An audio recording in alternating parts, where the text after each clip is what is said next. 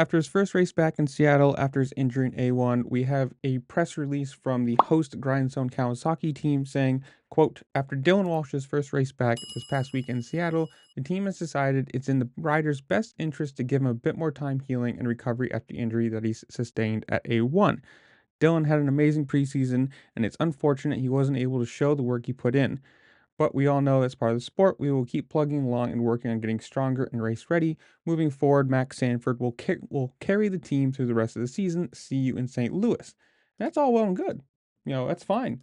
It's just weird considering 3 days ago, Dylan Walsh, posted on his Instagram, and the last line of it was glad to get this one out of the way and looking forward to St. Louis this weekend. So it looks like or sounds like he was expecting to race, whether something came up in testing or in a little practice crash, who knows? Or the team just decided, you didn't look like you were healthy and we don't want to risk you. I don't know.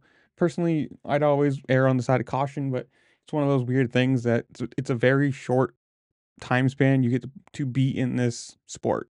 Injuries are a huge part of it, and you have to, when you have a ride, show what you can do. So obviously from his side of things, he's going to want to get back on the bike. He's going to want to get back to racing so he can show people that, hey, even if this ride doesn't work out, I've shown some growth or some speed or something to hopefully continue racing.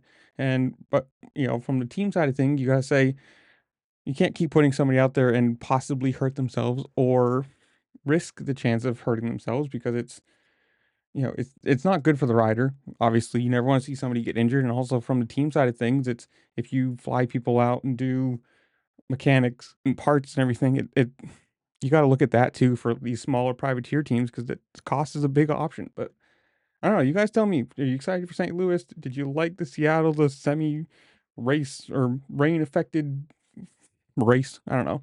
Whatever it is, comment down below. Tell me what you think. Who do you think's going to win the full-on championship for 250 West, East, and 450? Whatever it is, comment down below. While you're down there, make sure to like, share, subscribe, do all the fun things this platform allows you to do, because it really just helps me out, and I appreciate it. And with that, I'll see you later. Peace.